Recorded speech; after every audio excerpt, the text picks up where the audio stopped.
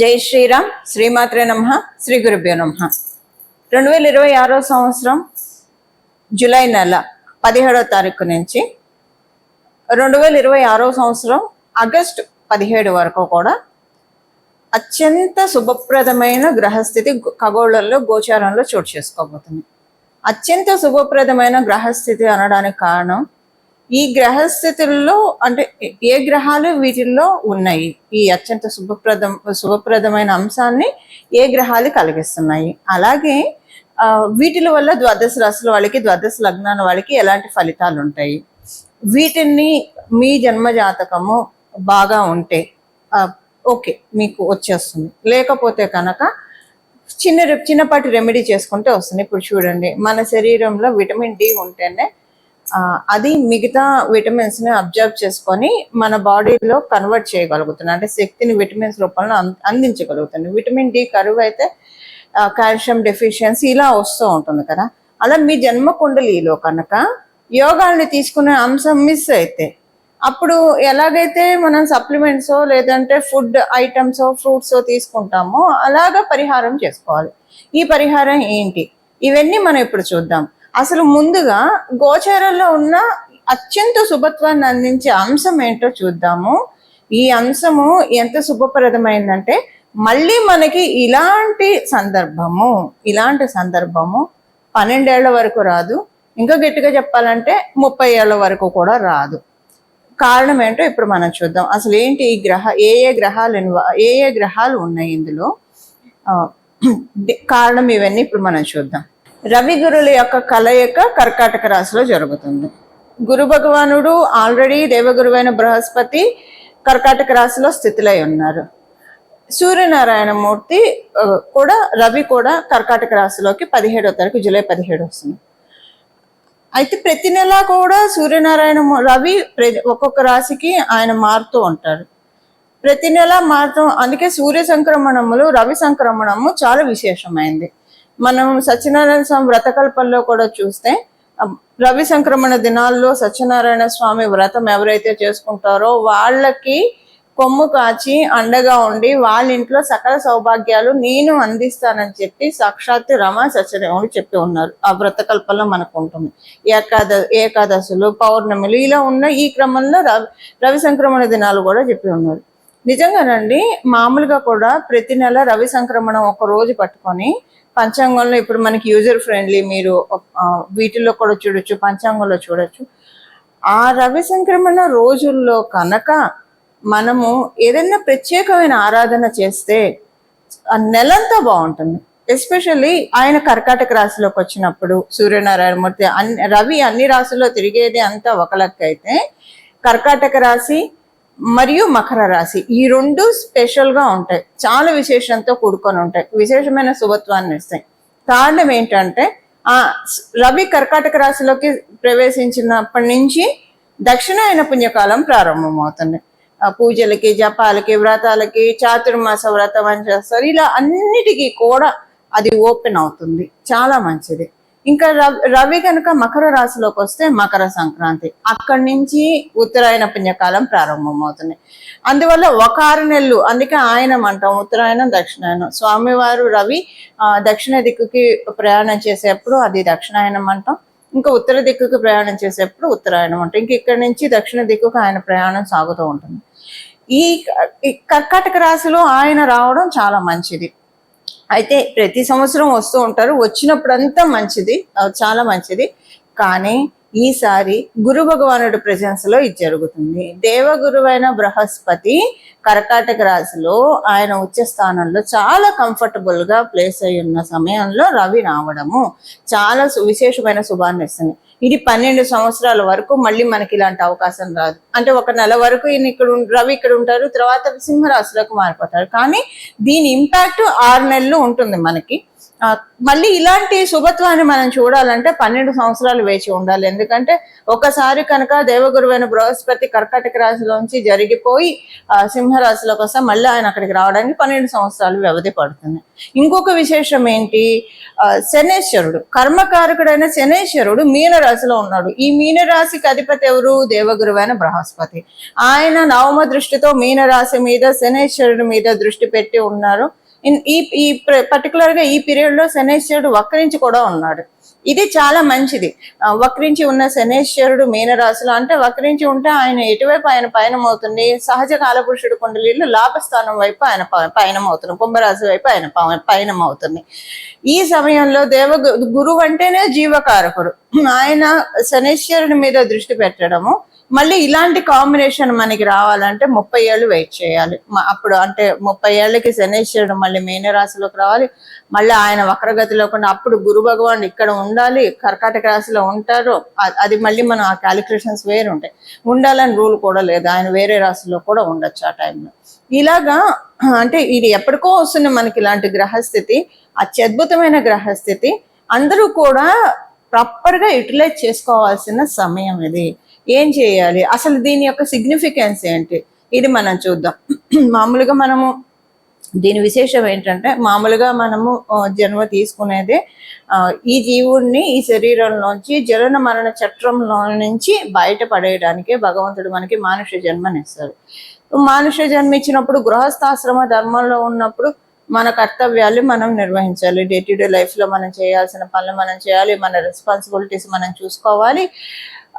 మన ఇంటికి ఇప్పుడు మన ఇంట్లో వాళ్ళు ఎక్కడికైనా వెళ్ళాలంటే వాళ్ళతో వెళ్ళాలి. ఎందుకంటే మనం ఎంత ఆధ్యాత్మికంగా ఉన్నా సరే ఇంట్లో వాళ్ళది కూడా మనం పట్టించుకోవాలి. సో వాళ్ళు ఎటన్నా వెళ్ళాలంటే వాళ్ళతో పాటు వెళ్ళాలి. బట్ ఎటు వెళ్ళినా కూడా ఒక వైరాగ్య భావంతో, సపోజ్ ఒక సినిమాకే వెళ్ళాం అనుకోండి, అక్కడ కూడా మనం ఒక వైరాగ్య భావంతో ఉండడం. అంటే ఇది అన్ని వేళలా ప్రాక్టికల్గా పాసిబుల్ కాదు, కానీ సాధనాతో సాధ్యతే సర్వం. ఇది నా కుటుంబ సభ్యుల కోసం నా బాధ్యతగా నేను చేస్తున్నాను అన్న భావంతో ఏదైనా ఎటు వెళ్ళినా, ఒక గుడికి వెళ్తే మటుకు ఫుల్ డెడికేషన్తో ఉండడము. ఇంకా గుడికి తప్పించి, యాత్రా స్థలాలు తప్పించి అన్యమైన ప్రదేశాలకు వెళ్ళాల్సి వస్తే వెళ్ళాల్సి రావాలి, మన బాధ్యత కాబట్టి. కానీ మన దృష్టి అంతా జగన్మాత వైపు, జగన్నాథుడి వైపే ఉంచుకుంటూ అక్కడ మనం బాడీ ప్రెజెంట్, మైండ్ అంతా, మనసు అంతా అమ్మవారి మీద అలా కేంద్రీకరిస్తే కనుక మన జన్మ ధన్యం అవుతుంది. ఇప్పుడు భగవాన్ రమణ మహర్షిని, పూజ్య గురువులైన రమణ మహర్షిని చూడండి. ఆయన జీవిత గాథ చూస్తూ ఉంటే చాలా కళ్ళంబడి నీళ్ళు వస్తూ ఉంటాయి. అంటే ఎన్ని జన్మల సాధనం ఈ జన్మలో ఆయనకి మోక్షాన్ని, అరుణాచలేశ్వరుల్లో ఆయన ఐక్యమయ్యే స్థితిని తీసుకొచ్చింది. ఇలా మనం కూడా ప్రాక్టీస్ చేయడానికి ఏదో ఒక జన్మలో అందరికీ కటాక్షం దొరుకుతుంది కదా, దొరకదు అనేది లేదు. ఎందుకంటే ఈ జీవాత్మని మనం క్రియేట్ చేయలేదు, ఇందులో ఉన్న జీవుడిని మనం క్రియేట్ చేయలేదు. అసలు మన శరీరమే భగవంతుడు ఇచ్చింది, ఈ జీవాత్మని మనం క్రియేట్ చేయలేదు. భగవంతుడి నుంచి వచ్చిన, పరమాత్ముడి నుంచి వచ్చిన అంశలం మనం అందరం జీవాత్మనం. కాబట్టి ప్రతి ఒక్కళ్ళం అర్హులమే. ఈ జన్మ కాకపోతే వచ్చే జన్మ, ఆపై జన్మ. మనం ఎంత సాధన చేస్తే అంత త్వరితంగా ఈ జనన మరణ చట్రంలోంచి, ఈ బర్త్ సైకిల్లోంచి మనల్ని మనం విడిపించుకోవడం, ఈ బంధనంలోంచి ఈ జీవుడు అనే పక్షిని ఊర్ధ్వలోకాలకి తీసుకెళ్ళడానికి చక్కటి అవకాశం. అంటే ఇది ఆధ్యాత్మికంగా ఇది చాలా ఈ సమయం కలిగిస్తుంది మనకి, 6 నెలలు కలిగిస్తుంది. అయితే అందరికీ ఆధ్యాత్మికంతో కనెక్షన్ ఉండాలని ఉండదు, లౌకికంగా కూడానండి. మంచి ఇది మనకి ఉన్న కష్టాలు ఏవైతే ఉన్నాయో, ఇప్పుడు మనము ఏదన్నా పాపం చేస్తే కష్టపడతాం, పుణ్యం చేస్తే సుఖపడతాం. ఆ రెండు బ్యాలెన్స్, ఆ రెండు కూడా శేషం చేసుకుంటేనే మన సోలు లిబరేషన్ మోడ్లోకి వెళ్తుంది. అంటే జనన మరణ చట్రంలోంచి, బర్త్ సైకిల్ నుంచి బయటపడాలంటే పాపం పుణ్యం రెండు కూడా శేషం చేసుకోవాలి, చేసుకుంటేనే. అలా చేసుకోవడానికి అంటే మనకున్న దుష్కర్మలు ఏవైతే మనం జన్మల నుంచి చేసామో, ఈ జన్మలో తెలిసి చేసిన, తెలియక చేసిన వాటన్నిటినీ తగ్గించుకోవడానికి. అలాగే పుణ్యము, పుణ్యకర్మ పెంచుకోవడానికి. ఈ పుణ్యకర్మ కూడా మనం భగవంతుని వేడుకోవాలి. నేను చేసే ప్రతి పుణ్యకర్మ కూడా మళ్ళీ నిన్ను ధ్యానించే విధంగా నన్ను డైరెక్ట్ చేయి, ఆ పుణ్యాన్ని దానికి ఉపయోగించు. అంటే ప్రశాంతంగా నా జీవనాన్ని నేను సాగిస్తూ నా కుటుంబ బాధ్యతల్ని నేను చూసుకుంటూ ఎక్కడా కూడా నా బాధ్యతల్ని మరవకుండా స్కిప్ చేయకుండా ప్రతి చోట నేను ఉండాల్సిన చోట నేను ఉంటూ నా బాధ్యతల్ని చూస్తూ ఈ బాధ్యతలే పరమావధి, లేదంటే ఈ బంధాలే శాశ్వతం అని ఒక మాయా చట్రంలో కూరుకుపోకుండా స్వామి జగన్మాత జగన్నాథ మహాదేవ నన్ను రక్షించి నువ్వే సత్యము, నిన్ను తెలుసుకోవడమే అసలైన సత్యం. సత్య మార్గం అంటే ఏంటి? భగవంతుని తెలుసుకోవడమే అసలైన సత్యం, భగవంతుని నామస్మరణ చేయడమే అసలైన ధర్మం. వీటిల్లోనే నన్నుంచు, మాయలో పడకుండా నిన్నే ధ్యానించే విధంగా, అంటే ఈ బంధాలు శాశ్వతం అని చెప్పి ఈ మాయా చట్రంలో ఉండకుండా ఏది చేసినా ఒక తామరాకు మీద నీటి బొట్టులాగా బాధ్యతగానే చేసే విధంగా మొత్తం నా దృష్టి అంతా నా మనసంతా నీ మీదే లగ్నం అయ్యే విధంగా నన్ను కాపాడు పరమాత్మ అని మనం ఎప్పుడు కూడా భగవంతుని వేడుకుంటూ ఉండాలి. అలా వేడుకుంటూ ఉంటే ఏ జన్మకో స్వామివారు అమ్మవారు కరుణించకపోదు, మన సోల్ని మనము లిబరేట్ చేసుకునే స్థితికి వెళ్తుంది. అసలు ఇలా చేస్తూ ఉంటే, ప్రాక్టీస్ చేస్తూ ఉంటే ఇహలోకంలో కూడానండి చాలా కష్టాలు అవే ఆటోమేటిక్గా సాల్వ్ అయిపోతూ ఉంటాయి. ఇది ప్రాక్టికల్గా చూసి చెప్తున్న విషయము. అన్నీ అవే సాల్వ్ అయిపోతూ ఉంటాయి, ఏది పెద్ద కష్టంగా అనిపించదు. శరీరంలో జీవుడు ఉన్నాడు, ఈ శరీరం నాది అన్న భావన ఉన్నప్పుడే ప్రతిదీ మనకు కష్టంగా అనిపిస్తుంది. ఎప్పుడైతే ఈ దేహం నాది కాదు, ఈ మనసు నాది కాదు, ఇందులో జీవుడే నేను అన్న భావనతోటి మనం అన్ని పనులు చేసుకుంటూ వెళ్తాం. భగవద్ ఆదేశానుసారం ఈ శరీరం లభించింది, ముక్తికే వాడాలి, భగవత్ సాధనకే దీన్ని వాడాలన్న చింతనలో ఎప్పుడైతే వెళ్తూ ఉంటామో లౌకికమైన విషయాలన్నీ కూడా చాలా సులభతరం అయిపోతాయి. ప్రతిదీ కూడా మనం సాధించగలుగుతాం. లేకపోతే లౌకికంలో ఉండిపోయి వాళ్ళ గురించి మాట్లాడుకొని వీళ్ళ గురించి మాట్లాడుకొని ఉబుసుపక ఉన్న మాటలు ఇవన్నీ కూడా మన జీవుణ్ణి ఒక బంధనాల్లో ఉంటాయి. లేదంటే ఈ బంధాలే శాశ్వతం అనుకొని ఈ శరీరమే ఎన్నో మనవంతరాలు గడిచిపోయినాయి, ఎన్నో కల్పాలు గడిచిపోయినాయి. మనం ఎంత చెప్పిన ఒక పిపీల కాలం, ఈ బ్రహ్మాండంలో మన జన్మ ఒక పిపీలకం, చాలా చిన్నది. మళ్ళీ ఈ జన్మ గురించి ఇదే నిజమని ఇదే సత్యమని భ్రమించి ఇదే మాయ, ఇదే దీంట్లోనే కొట్టుకొని వీటికే. కానీ బాధ్యతలు అయితే విస్మరించకూడదు. ఫ్యూచర్ ప్లాన్స్ వేసుకోవాలి.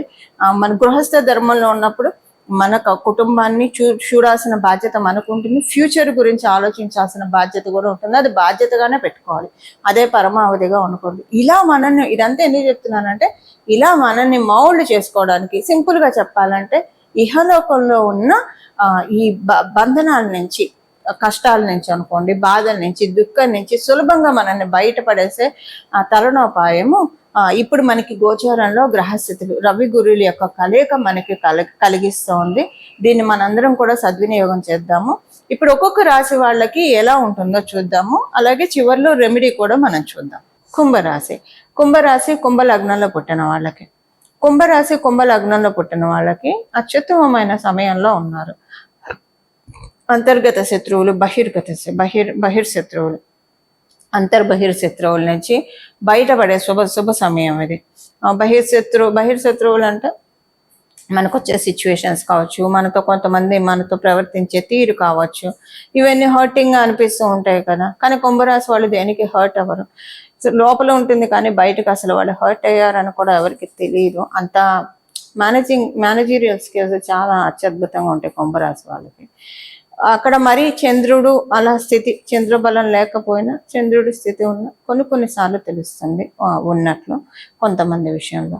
సో ఈ కుంభరాశి వాళ్ళకి ఏంటంటే ఇప్పుడు బహిర్శత్రువులు అంటే అన్నీ పోతున్నాయంటే మీకు ఏదైతే సమస్యలు ఉన్నాయో మీ జీవితంలో, ఏవైతే చిక్కుముళ్ళు ఉన్నాయో అవన్నీ కూడా మీకు కామ్ డౌన్ అవుతాయి. ఏ విషయాల్లో ఉంటే ఆ విషయాల్లో, ఆరోగ్య సమస్యలు మీకు ఉన్నాయి అనుకోండి, వాటి నుంచి మీరు బయటపడతారు. ఇప్పుడు 6వ స్థానం అంటేనే రుణరోగ శత్రుస్థానం అంటారు. శత్రువుల వల్ల మీరు ఇబ్బంది పడుతున్నారు, శత్రువులే ఉంటారు మీకు. ఇప్పుడు రుణం వల్ల మీరు ఇబ్బంది పడుతున్నారు, రుణం ఉండదు. సో ఇలా మీకు ఏ విషయాల్లో అయితే మీరు ఇబ్బంది పడుతున్నారో ఆ విషయాలన్నిట్లో నుంచి ఇప్పుడు మిమ్మల్ని రిలీజ్ చేయడానికి ఇప్పుడున్న ఈ గోచార గ్రహస్థితులు చక్కగా సహకరిస్తున్నాయి. ఇది కుంభరాశి కుంభ లగ్నంలో పుట్టిన వాళ్ళ ఫలితాలు. పరిహారము, ఇప్పుడు చేసుకోవాల్సిన పరిహారము నేను మొదటే చెప్పాను.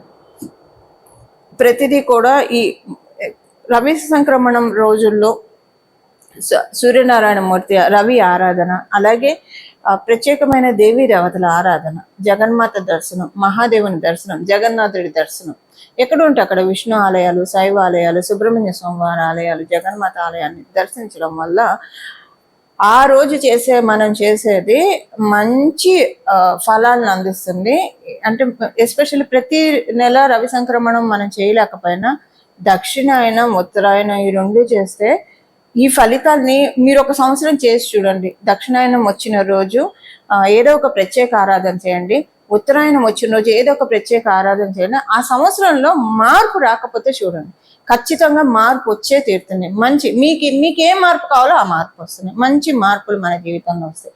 ధర్మబద్ధమైన మార్పులు మన జీవితంలో వస్తాయి అనడంలో ఎలాంటి సందేహము లేదు.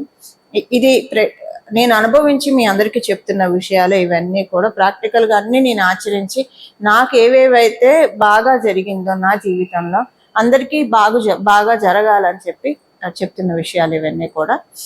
పరిహారం వచ్చేసేసి మీ ఇష్టదేవత ఆరాధన చేయండి. 17వ తారీఖు ప్రత్యేకించి 17వ తారీఖు మొదలు మొత్తం నెలంతా ఈ 6 నెలలు కూడా భగవద్ ఆరాధన. ఇంకొకటి ఏంటంటే ఈ 6 నెలల్లో దక్షిణాయన పుణ్యకాలం 6 నెలలు ఉంటుంది. అంటే మకర సంక్రాంతి వరకు ఉంటుంది. ఈ 6 నెలలు ఇప్పుడు గురు భగవానుడు ఉన్నాడు అంటే దేవతలు, గురు భగవానుడు కర్కాటక రాశిలో ఉండడం అంటే దేవతలు మన మొరల ఆలకించే సమయం అని అర్థము. ఆయన ప్రత్యేకంగా కంఫర్టబుల్ ప్లేస్లో ఉన్నారు కాబట్టి మనం చేసే ప్రతి పూజ కూడా సాఫల్యత చెందుతుంది. చేయాల్సింది ఏంటంటే ఈ 6 నెలలు శ్రీమద్ భాగవతాన్ని అంటే కృష్ణ కథల్ని వినడము, దేవి భాగవతాన్ని చదవడము, వినడము. ఇవి మీరు చదవగలిగితే మరీ మంచిది. లేదా వినండి. చక్కగా పూజ్య గురువులు ఎంతో మంది ప్రవచనాల రూపంలో చెప్పి ఉన్నారు. పూజ్య గురువులు వడ్డిపర్తి పద్మాకర్ గురువు గారు, చాగంటి గురువు గారు, సామవేదం షణ్ముఖ శర్మ గారు, చాలా మంది పూజ్య గురువులు చెప్పి ఉన్నారు. వినండి లేదా చదవండి, ఏదో ఒకటి చేయండి. అలాగే శివ మహాపురాణం, ఈ 3 కనుక చాతుర్మాసంలో విన్నా చదివినా ఎంత మంచి ఫలితాలు వస్తాయంటే మనకు అసలు భాగవతంలో ఒక విషయం ఉంటుందండి. అదేంటంటే మనం ఈ జన్మలో భాగవతం ఒక్కసారి వినాలంటే 1000 జన్మలు హరినామ సంకీర్తన విడవకుండా చేస్తే మనకి ఈ జన్మలో ఒక్కసారి భాగవతం వినే కటాక్షాన్ని భగవంతుడు కలిగిస్తాడట. అందుకే మనకి వాగ్గేయకారులు పాటలు ఎంత అనుభవించి రాశారు అనిపిస్తుందండి. వినరు భాగ్యము విష్ణు కదా, ఎంత నిజం కదా, సో ట్రూ అనిపిస్తుంది. ఎంతో భాగ్యం ఉంటే తప్పించి మనము స్వామివారి కథల్ని, లీలల్ని తెలుసుకునే భాగ్యం కూడా మనకి కలగదు. ఈ వీడియో ఎవరెవరైతే చూస్తున్నారో వాళ్ళకి జగన్మాత ఆశీస్సులు, మహాదేవుని ఆశీస్సులు, జగన్నాథుడి ఆశీస్సులు పరిపూర్ణంగా ఉన్న వాళ్ళందరికీ వీడియో చేరుతున్నాయి. అందరూ చూస్తారు.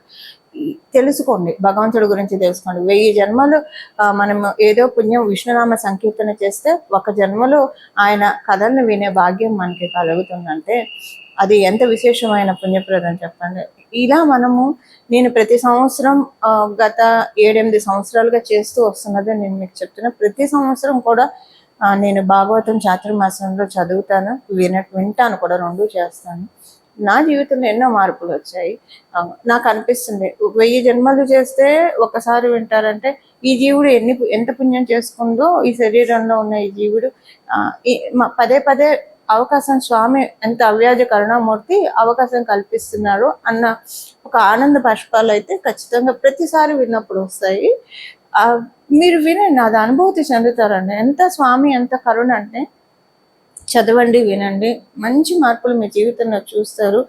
ఇది సత్యం సత్యం సత్యం. ఇందులో రవ్వంత అతిశయోక్తి కూడా లేదు. ఇంతే సింపుల్ పరిహారము. ఇది ఏంటంటే ప్రతిసారి విన్నప్పుడు అదొక తన్మయత్వం, కానీ మనసు పూర్తిగా లగ్నం చేసి వినాలి. మన శరీరం ఇక్కడ పెట్టాం, చెవులు ఏదో ఆలకిస్తున్నాయి, మన మనసు చెవులైతే ఆలకిస్తూనే ఉంటాయి, కానీ మనసు ఎటో పోతూ ఉంటుంది. అలా విన్నా ఎంతో అంత ఫలితం అయితే వస్తుంది. అలా కాకుండా ఒక పరిపూర్తి, ఇప్పుడు అంటే ఎవరి గురించి ఎవరైనా ఏదైనా చెప్తుంటే ఎంత శ్రద్ధగా వింటారు, లేదా ఏదైనా ఒక విషయం, ఒక ఇంట్రెస్టింగ్ టాపిక్ ఉంటే ఎంత శ్రద్ధగా వింటాం. అన్నిటికంటే రెట్టింపు శ్రద్ధతోటి దీన్ని వినాలి లేదా చదవాలి, అంత కాన్సన్ట్రేటెడ్గా చదవాలి లేదా వినాలి. చూడండి ఎంత మంచి మార్పు మీ జీవితంలో వస్తుందో. ఇది విష్ణుమూర్తి అలాగే జగన్మాత మహాదేవుడి కృపతో జరిగే సంకల్పము ఇది అంత తేలిగ్గా రాదండి. మనందరం కూడా దీన్ని సద్వినియోగం చేసుకోవాలి. మీరందరూ కూడా అందరూ కూడా భగవద్ బంధువులే, అందరూ కూడా దీన్ని ఆత్మ బంధువుల దీన్ని మీరందరూ కూడా వినియోగించుకొని మీ జీవితాల్లో